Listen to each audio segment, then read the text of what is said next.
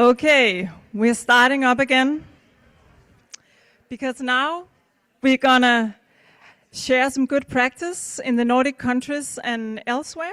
And some of the people we're gonna hear from now give us all sorts of different perspectives. And of course, it's because we wanna have so many views on this subject as possible.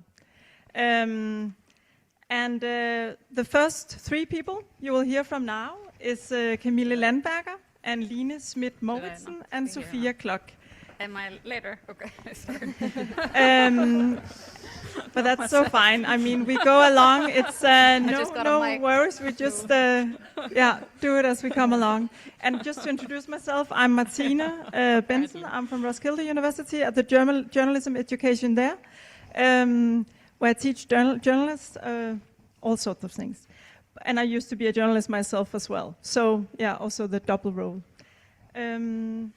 So the floor is yours. You want to say a little bit about yourself and Yeah. So we studied at Roskilde University journalism and social sciences, and we had Martine as our supervisor. We want to present some points from our thesis, which we called an emotional manifesto. And the motivation came from our own lived experience, because doing our internships in journalism and at the same time as students at the university, we kept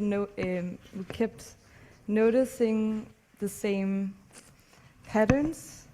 Certain ways of knowing were considered more true, and certain perspectives were welcomed. Others were pushed aside. And masculinity was consistently linked to objectivity, professionalism, and quality, while emotions, subjectivity, and what is often coded as feminine were downplayed or simply dismissed. So we asked why have we learned to see objectivity and emotions as opposites, and who does it leave out?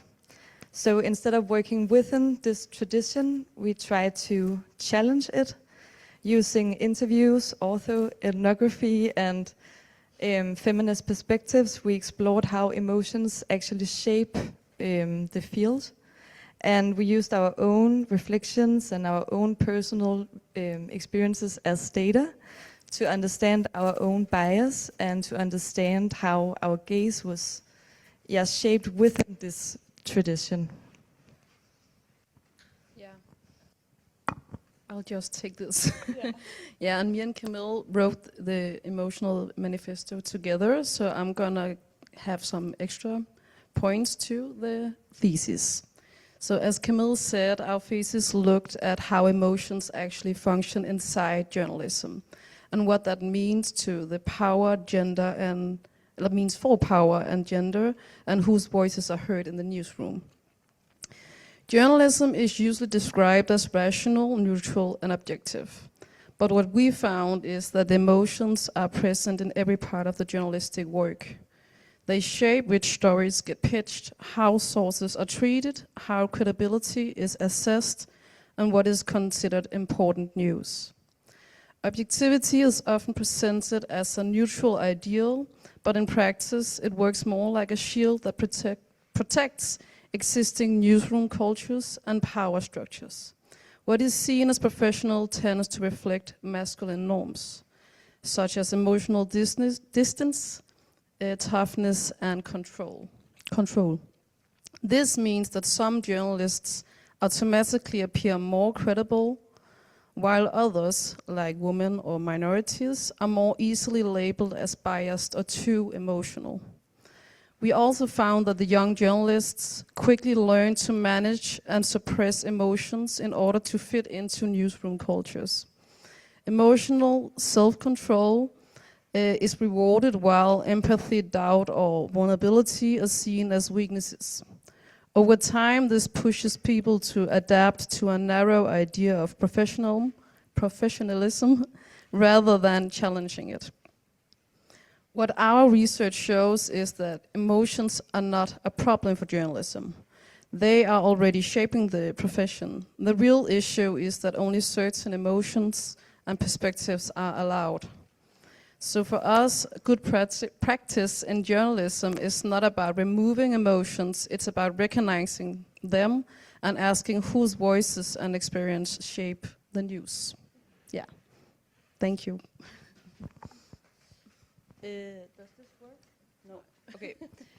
I also examined some similar things in my thesis, where Martina also was my supervisor, but I made like a big, both qualitative and quantitative content analysis, a little bit similar to the more bigger ones we have heard about today, but I did it of 4 Danish newspapers, digital front pages for a whole month, where I coded things as soft news and hard news, the gender of bylines and also the gender of the sources and the role of the sources. And my motivation for doing this, before I even know that there's been a lot of studies similar to it, it was because working as an intern at a big Danish newspaper, it felt like there was this hierarchy in the stories being written, and the hierarchy felt gendered.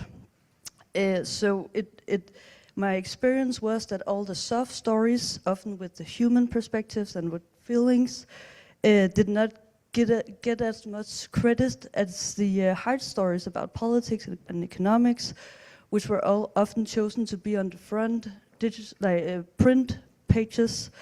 And sometimes it felt like these people writing these stories got more to say on the meetings, and yeah, it felt like this hierarchy. And often the male journalists wrote the hard politics stories with often many male sources, while female journalists often wrote the more soft stories with often many female sources. And of course, exception to these, but yeah. But at the same time, I had this experience that you could see how many clicks each article got, and it felt like the readers were very interested in these soft stories. So I figured, okay, maybe there's a different hierarchy on the digital front pages, the stories that we celebrate on the digital, in the opposite to the print media.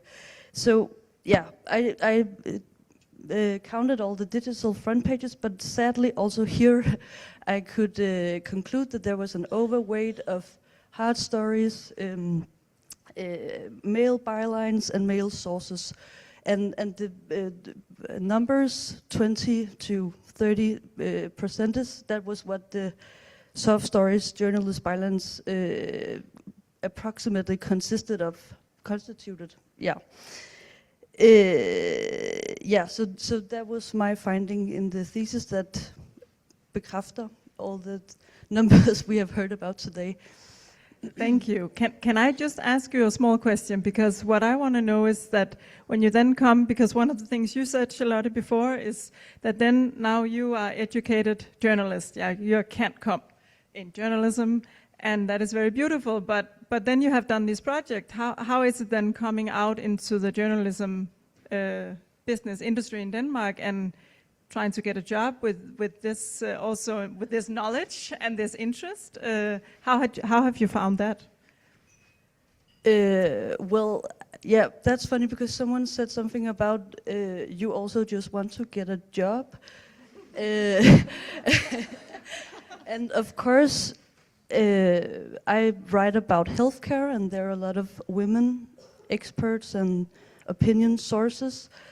And I try to have this consciousness, but yeah, it's interesting also for me to see how quickly you can get caught up in daily business. Yeah, and just a short answer. Yeah, I don't work in the business anymore, but young feminist journalist by heart.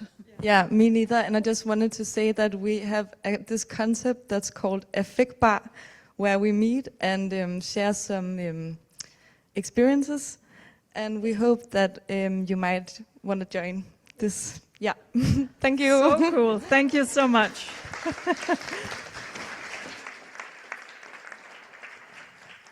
Thank you. And next in line, we have Nina and Claudia, Nina Ljungbjerg and Claudia Backholm from Unison.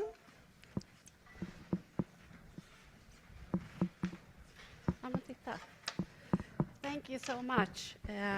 This has been such a great day so far, and we're so happy to be here. We come from the civil society, and my name is Nina Ljungberg, and I work as a press secretary at Unison. And my name is Claudia Backholm, and I'm a digital communications officer at Unison. I'm really so happy to be here.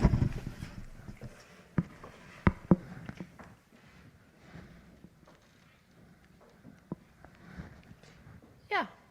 Now we've skipped. Yeah. Yes. So first, we would just like to tell you a little bit about. Can you hear me? Is the mic? No. Can you hear me better now? Yeah. Perfect. We would just like to say a few words about Unison. We closer, so I will try one more time. We are Sweden's biggest support organization for women and children who are victims of men's violence against women. We are a non-profit umbrella organization, and we gather 150 local organizations around in Sweden. And our member organizations, they offer support, empowerment, and shelter for women and children, and also sometimes men. And I just wanted to start with a quote from one of our support seekers, a young woman who has been in contact with one of our member organizations, saying this. He choked me, and he says he's going to kill me. I know I should leave, but I don't know how. And just a few numbers here. 1 in 3 women globally have had experience of violence. And every 10 minutes, a girl or woman is killed. And every 3 minutes, one of our support member organizations have a support contact with a woman. And we wanted to lift this just to raise awareness to how common this problem actually is and how many people are affected by men's violence against women. And yet, it's very rarely talked about and written about in media. Yeah, and we also got surprised by your numbers, the 2%, Sarah, that you presented this, the team of the GMMP this year was gender-based violence. And how can an issue that is like a serious crime, it's a never-ending pandemic, as you also said, it has gigantic personal and societal costs. The EG that you talked about also does estimations of how much gender-based violence costs in every country each year, and that is a pretty it's facts that are there. And that also affect, it says half the population, but I would say all the population, because I think a lot of men are concerned and engaged in addressing men's violence against women as well. And how can that issue have less than 2% media coverage? It's a question that we would love to discuss further with you when the roundtables. Because just like gang violence, that is often portrayed in the media, and that this is a social issue and safety and security issue, of course. I started working at Unison 10 years ago, and then I was a lot in contact with different newsrooms because of the headlines. They would say, this is in Swedish, but it says, hit woman in face. Being molested in the school feeding area, or lägenhetsbråk, apartment fight. And I would be saying that apartments can fight, and you all know the importance of language, that has a crucial effect on how we as a society think about violence. And that is a really uplifting thing, because after we've been doing that, and also talking a lot to the police, because of course, how police initially write about different crimes affects how I'm also a former journalist, then report how it's framed from the beginning. So this we rarely see. All these headlines are like 10 years old, which is really good, and that's an uplifting fact, I would say. We're also asked to talk a little bit about our, we have a project called Cause of That Woman. This is a project from Aftonbladet. They copied the VG, the Norwegian paper, and counting and telling the stories of all women and children being murdered. And what they found was that all women, all the relatives wanted to talk about their missing daughters or mothers.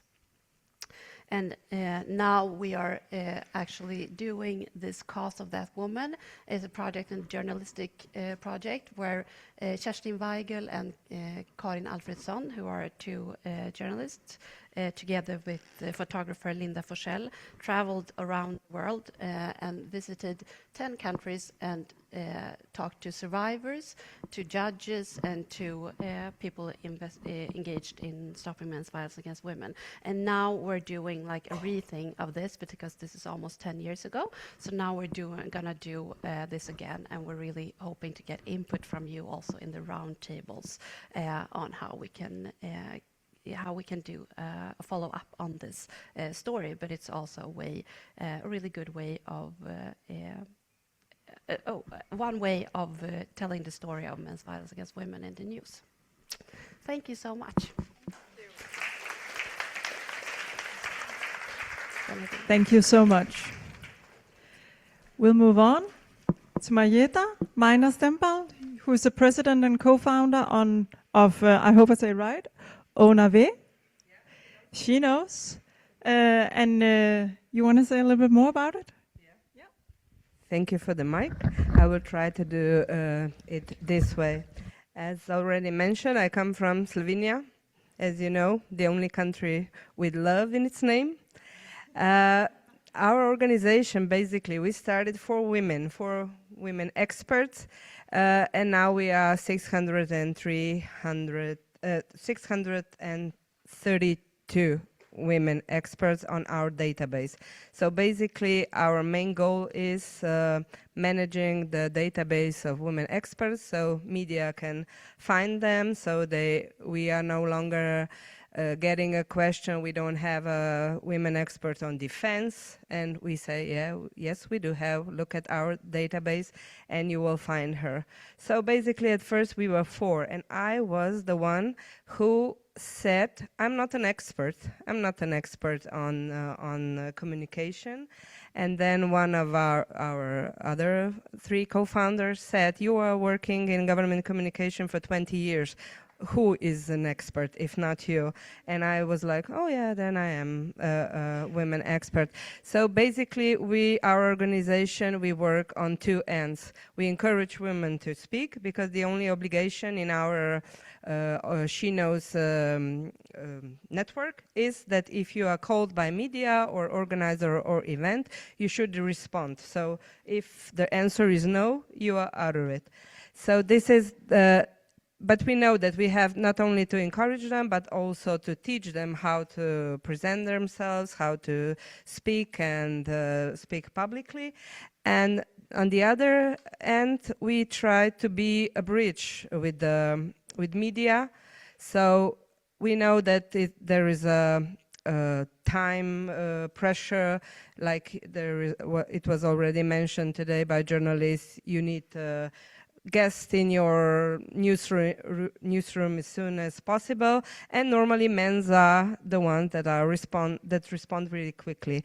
I already shared the story from our national TV. There was one expert. I will name here Janez Novak. In English language is like John Doe, and he was called to be a guest in one of the interview, and he responded. But at the end, they figured out that it was the wrong person, but still he came to the studio, and then they asked him, why did you reply, why did you come? And then he said, oh, I thought that I can talk about that too. And so this is like an anecdote, but we see from our practice that mostly women would like to know, and there are also researchers on it. We would like to know like 90% of the topics, but for men, there maybe 60 is enough. So we will still be working in this area, but I would like to talk also about the maybe situation in Slovenia, where we kind of think that we don't have any gender equality issues. We are very good in that, but the thing is that that we still have some work to do. And when talking with media, at the time that we were founding our network, they were like, we are 50-50. No, we don't have this kind of a problems. So we thought that, then we have to present you the numbers. And then, just the next one. So these are our numbers. I didn't put the Global Media Monitoring Project on it. It's 30%. We are kind of satisfied with it. But these 37 and 63 are for the interviews, like larger interviews, one-on-one, and bigger shows where they're interviewing people. 28 and 72 comes from our own research, which is done every 2 years. Now we've done the second one, and it's actually based on weekly monitoring. It's not just one day, because we were listening to that as a lot too. It's just one day. We are so much better on the other days, not the one that you are counting. But what we are glad is this plus 5%. Our analysis showed that in media outlets where we went and present our data and research, those numbers improved by 5% because they listened, and there's a kind of an internal competition. You know, my show is showing these numbers. What about yours? And so on. So this 5% the number that we really would like to work on. Not just that they would invite more women as just because they are women, but because we would like to, that we will have this variety of opinions, and because there are different angles, I would say. And just one thing on this competition between media, I also asked them on their yearly data, and now one very listened podcaster, she counted her number, and it was 50-50. And then I said, I will publish this on our social media and so on. And I didn't, for 2 weeks. And just 2 days ago, she was sending me an email. When will you publish? I already mentioned in our newsroom that this is going out, so I can be, proud of this number. So I think that us as an NGO and managing this data and media, we have to collaborate more and build bridges, and at the end, I think the relationships counts the most. Thank you. Thank you.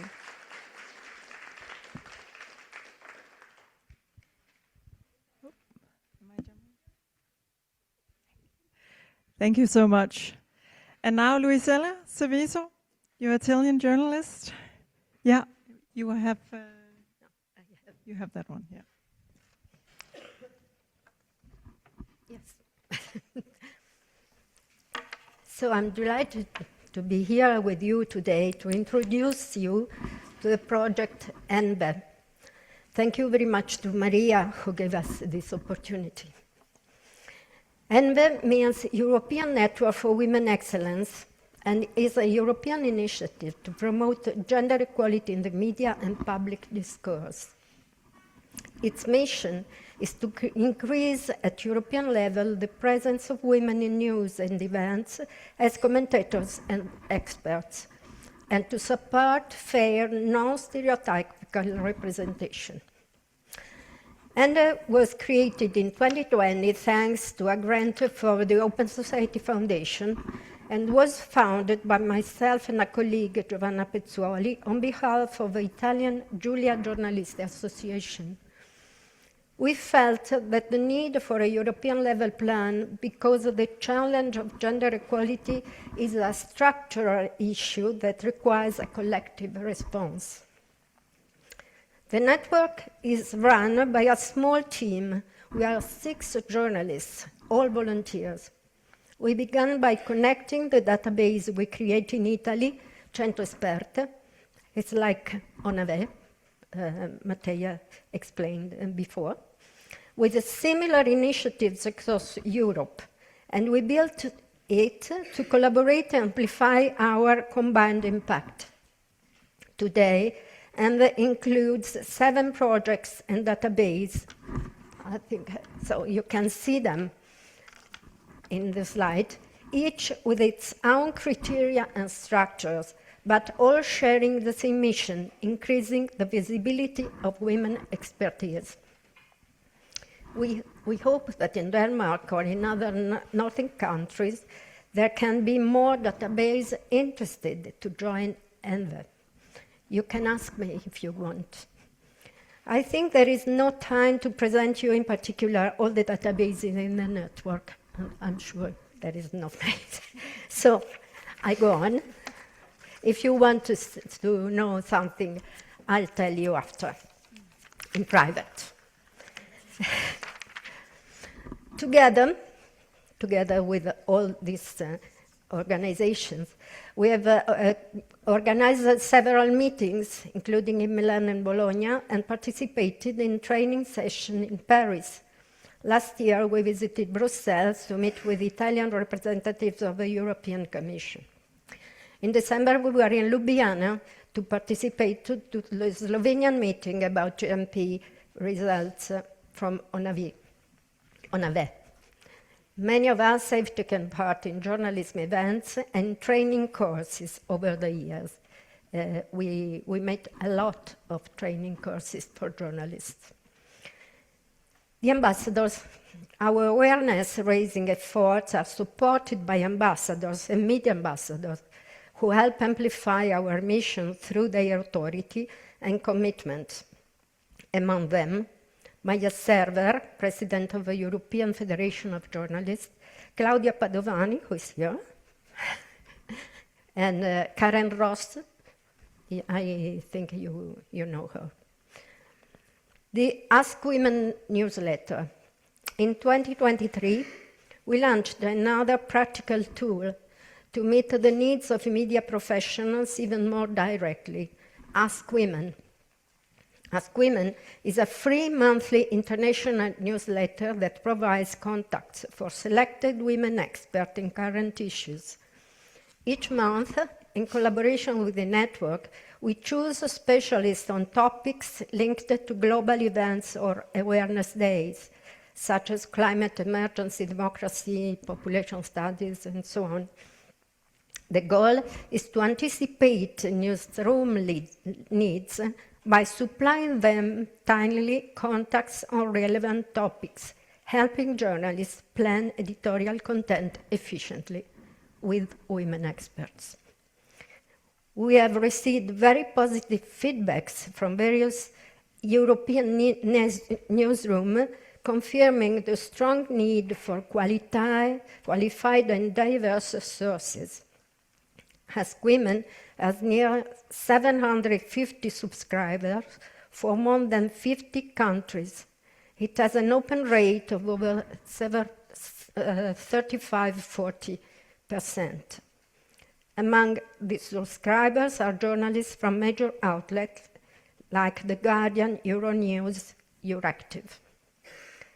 Last but not least, we are working to organize a new meeting in Italy on good practices and towards a common program with all members of the network. We hope in Pordenone, City of Culture in Italy, 2027. That's all. Thank you. Thank you so much.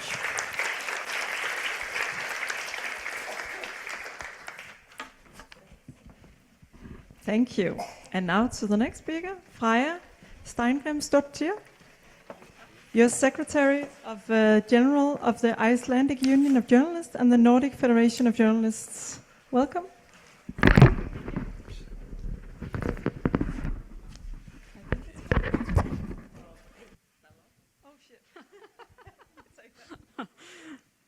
Hello? Yeah, you hear me. Thanks. Thanks for having me. It's exciting to be here. So exciting that I tried to jump the line and join a panel I wasn't supposed to be a part of, but that's fine. So it's been a great summit so far. I'm going to talk about the very sexy topic of the union perspective. But it's so important to have spaces like these to kind of remind us to reflect a bit on representation in journalism and the role of media in society. And today we raise some important questions: who is represented in the news, whose voices are heard, whose responsibility is it? Maybe we haven't touched upon that so much, but we'll later in the roundtables, whose responsibility is it that voices are diverse, and what does it mean for journalism and democracy? From a union perspective, of course, these questions, they connect closely to working conditions, professional standards, and the role of journalism in society. Gender equality is relevant to the profession of journalism in a very practical way. We know that newsrooms, they function best when all journalists are able to work under fair conditions with equal opportunities and respect and safety at work. And when barriers exist, whether it's in pay or career development or workplace culture, it doesn't only affect the individuals, it doesn't only affect our members, it also affects recruitment, trust, and the overall quality in journalism. This is where unions have an important role to play. Journalist unions, we're not primarily advocacy organizations in public debate, although we do participate. Our main responsibility is to represent our members, negotiate collective agreements, and support professional working life. But through that work, unions contribute in a very concrete way, although I have to say a lot of us can do more.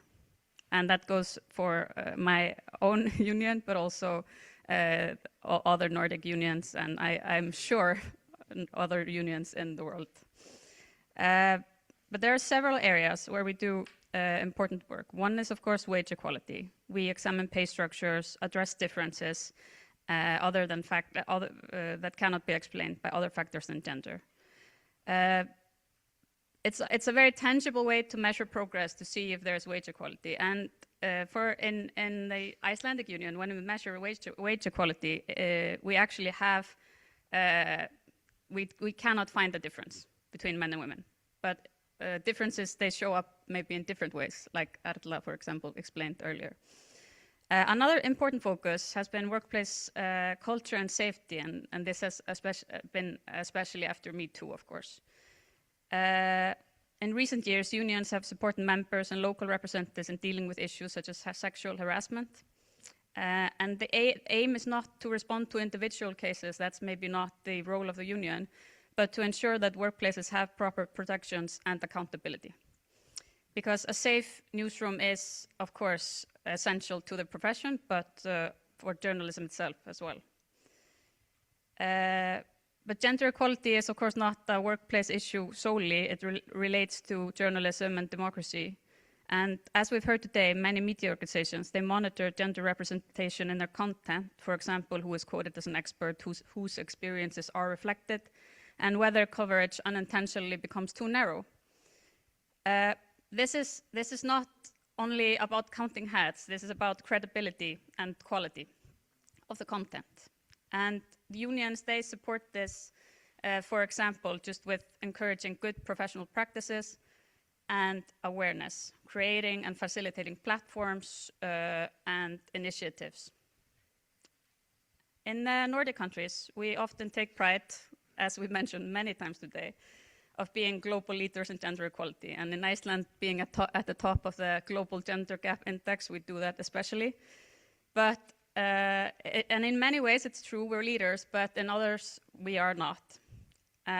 So we must be honest and remind ourselves that progress is not permanent and equality is not irreversible, as we're seeing with the backlash, and it takes constant vigilance. We also see that gender equality, even if we've come very far in gender equality, it does not answer every question about inclusion.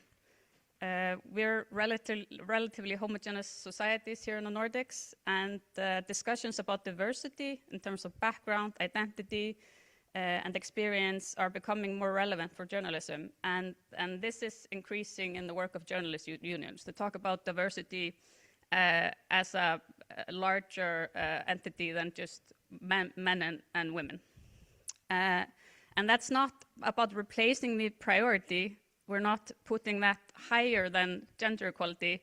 It's about understanding the full picture of representation. So, questions of equality in journalism, it's not only about the principle, it's also about professionalism, working life, and trust in democracy. Journalist unions, we try to contribute by doing what unions do best, by supporting members, negotiating fairness and improving workplaces, and helping journalism to remain a strong institution, because of course journalism in itself is under attack. So it's a tough climate for journalism, and it can be even tougher for women in journalism.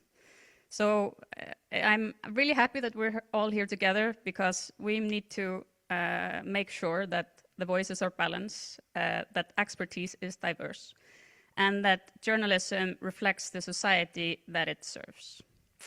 Thanks.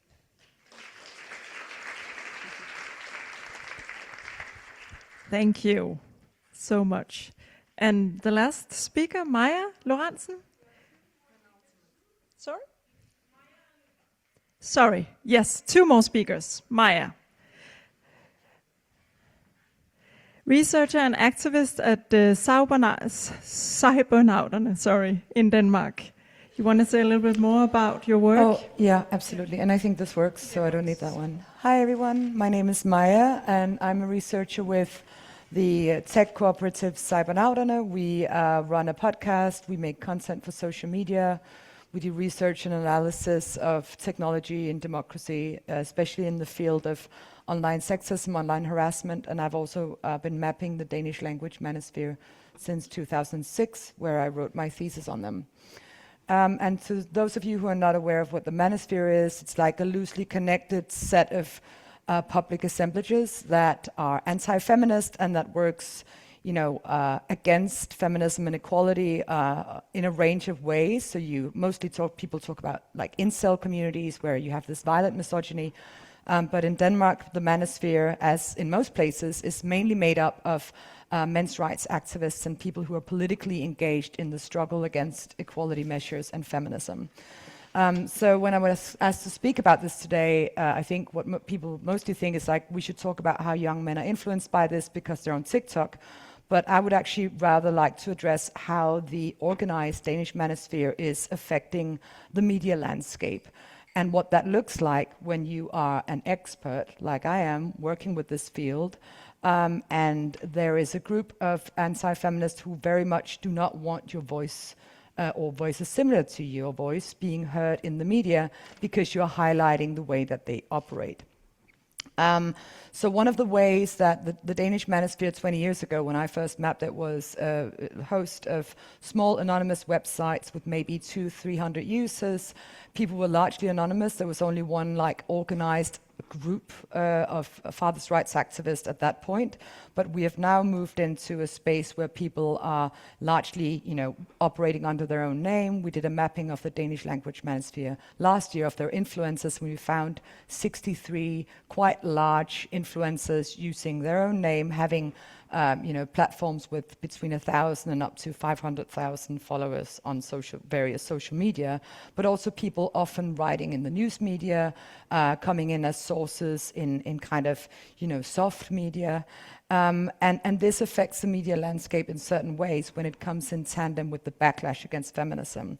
So it can look anything like adding pressure on journalists who uses feminist sources, or even just female sources when we're talking about the manosphere. So for instance, I myself and several other, feminist scholars have been talking about the manosphere for many years, because this is a field of study that originated within feminist circles, but we're often branded as someone said earlier, too emotional, too attached. It's framed as a problem that we're activist. That means that we have an opinion on the topic that we're doing on. So, for instance, one journalist told me she used me as a source in something completely unrelated to the manosphere, and that she'd had 7 threatening phone calls from the same guy who's an active manosphere actor on the same day, because I was an extremist and I wasn't supposed to be in the news. So this is just one example of how what it's like operating as a feminist source and as someone who focuses on the manosphere. And I know the same goes for a lot of other female expert sources on this field, that they're kind of singled out by the politicized Danish manosphere, who then again tries to frame themselves as just, objective, neutral, and fair actors who are trying to, notify journalists that they're dealing with these extreme feminists and they should use more neutral sources. Of course, then as a journalist, whenever you have to make the choice, do I want the, threatening weirdo on my phone if I use this source, or should I just, maybe call someone else who's a man and who's seen as less kind of, subjective? Then, of course, news media works fast. That's how it operates. You're going to do that. And the same thing goes for coordinated takeovers of comment sections, which is something that the manosphere in Denmark and in other places definitely engages in. So you can see suddenly a lot of similar comments being like, this person is not a serious source, you should use someone else. I've experienced this, I know many other people experience this as well. This person is an activist and not a real source. And when you then look at the people, you know that they all come from the same quite small Facebook group, but it looks like an organic, outrage. And then, the people, I've even experienced someone changing my title to being like an activist on the internet from an expert on a topic, because they had multiple people from the Danish language manosphere in and kind of trying to affect how this is framed. So this is just like my personal experience, but I know a lot of other people experience this. So it's kind of making this field and pointing out the existence of the manosphere is being made into, an activist thing.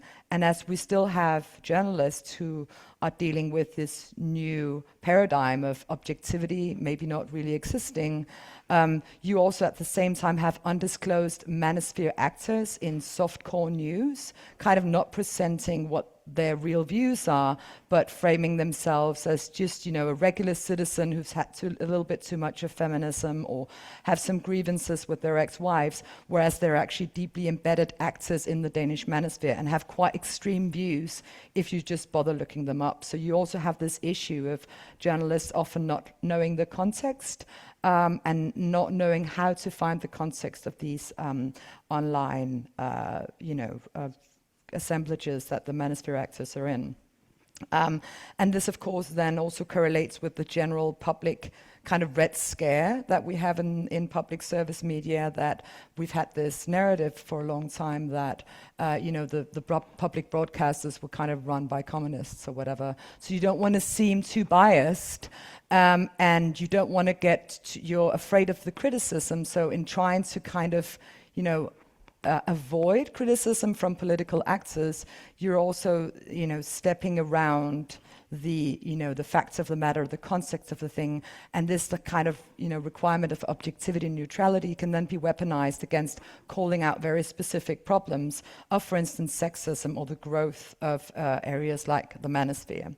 So in order to kind of combat that, I think what we're doing in Cybernauten is, of course, we've done a lot of work being media sources, but increasingly we're focusing on self-publishing, self-hosting our own podcasts, making our own content, participating in media that are not kind of afraid of being openly ideological and saying that we don't think it's a neutral ground to engage with, groups like the manosphere, where you want to roll back certain groups, women, LGBT people's rights. So we're increasingly focusing on kind of, the self-hosting media. And I think it's increasingly important that we get back to, we had some people from fagbevægelsen, like the union sector and so on, having strong, independently funded media that are not susceptible to political pressure, which is definitely something that we're seeing with a lot of media that, public service media and so on, or that are not susceptible being bought up by billionaires, like we've just seen with the Washington Post, where Jeff Bezos has personally laid off all the staff that works on the Middle East, is increasingly important. And we're definitely looking to, for instance, examples like Novara Media in the UK, which is financed directly by its users, to get this independence from this type of pressure that can silence certain voices and kind of eliminate the expert role of people who've worked on these topics for the last 20 years. So I hope that made sense, very brief. It makes total sense. Super. Thank you. Thank you very much, Maya. And Luba, sorry for forgetting you. You're going to tell us about something very, very interesting too. Yeah, I always get the hard slots after lunch and the last before break. But hopefully I'll keep you entertained for 5 minutes.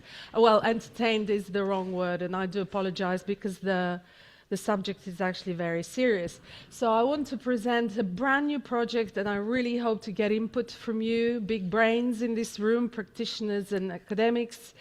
It's our ACAS News Media Misogyny Coverage Tracker that we are launching at the International Journalism Festival in Perugia in April.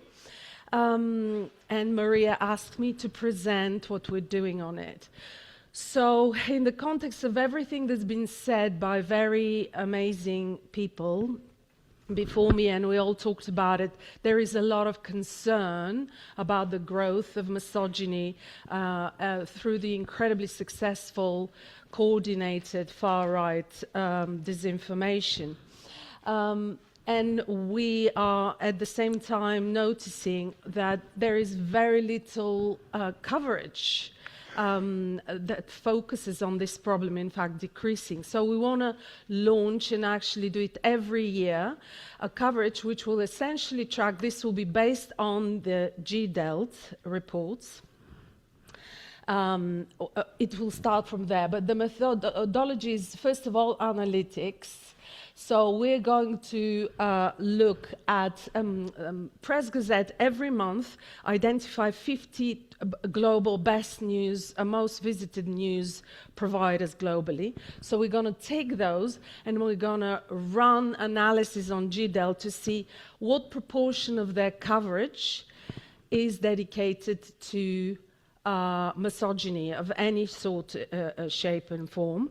Then we're going to identify the top 10 and we're going to run the stories that contain any of the words in the misogyny tracker, which I'll show you soon.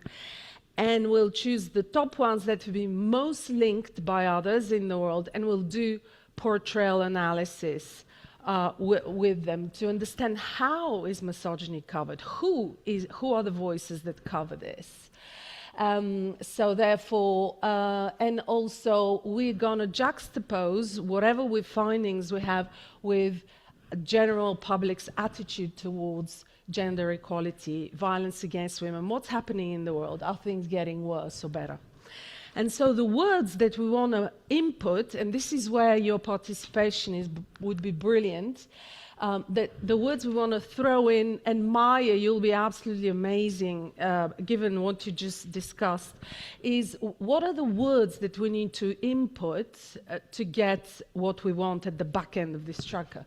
So at the moment we have rape, sexual assault, sexual harassment, sexual violence, sexism, all the derivatives, gender-based violence, violence against women, femicide, misogyny and all the derivatives, GBV, Andrew Tate, incel, manosphere, women hater. We should add probably man hater, given the basically what they throw back. Intimate violence, sexual abuse. I just thought of one more, which is domestic violence. So basically we need, if you have any words, obviously you don't need to shout them out now, but do come and talk to me and we'll include them, because this will form the base of how we evaluate to what degree that these problems are being covered in online media globally. And just to share a case study, I'm originally Bulgarian, I'm dual citizen now, but I work a lot with Bulgarian media. and I've written articles as well. And we did a similar a deep dive, which I want to share some of the results so you get a sense of what comes back from this. First of all, we can identify from what what news is covering that 92% of the victims in those reports are women. Secondly, what we found through the analysis, that the reporting was very much incidence-based. There is a monster who did something awful, rather than explaining it in the context. Actually, this is a product, a good son of the patriarchy who did this, and it happens much more frequently. There is almost no statistic shared in the articles. The angles are so sensationalist that sometimes the headlines actually amplify the voice of the perpetrator instead of the victim. And also they amplify the actual act of violence. There is so much detail around the act of violence. At the same time, there are no solutions in the articles, and there are very rarely links to organizations that could actually help. And these are all things that journalists can do much better if they knew about it. And so everything we do is always with a view of giving recommendations. And so in the context of what we just discussed, and I know a lot of us use the word soft angles versus hard, but I try not to use soft and hard because they reinforce stereotypes in journalism, which we're trying to avoid. So combining facts and stat-based storytelling, which is anchored in a human story, very rarely done by media, but is the way to do it. I myself have written for The Guardian, for Fortune, all my articles for foreign policy, all my articles are based on this model. Then having structural inequality frames which look at a whole group of people and how they're, well, in this case, women who tend to be often media everywhere in the world, that we kind of talk about violence against women in the abstract, but we're not saying who's committing that violence more often than not. And then combining, actually this is fine, the final, I think I've explained what we mean. So this is kind of some of the output that will come out of this tracker, and it will be global and it will be repeated every year. And we're self-funding it, ACAS, because we believe in this so much and we're so concerned about the extent of the problem globally, combined with like what you said now, just sources being muzzled, it's just horrendous. So we must do what we do best, and that is to present the evidence and inspire, hopefully, editors, journalists to cover it more, to cover it better, and to use stats and human stories at the same time. Thank you. Thank you so much.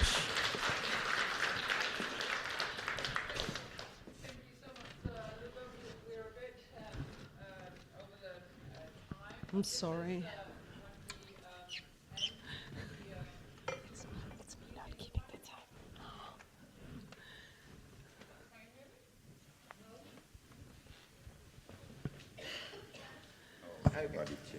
All right. Can you hear me now? Okay. This is the end of the Zoom meeting. So all you people online, thanks a lot for participating. And I just want to stress that there's lots of information and material on our website, which I hope is being spread in the chat. There, the global report, the national Nordic GMMP report, the IGA report, lots of things that have been mentioned here will be accessible or are accessible on our website. And then more will come. So, you know, keep following and you will have more info. But again, online audience, thank you for spending the time with us.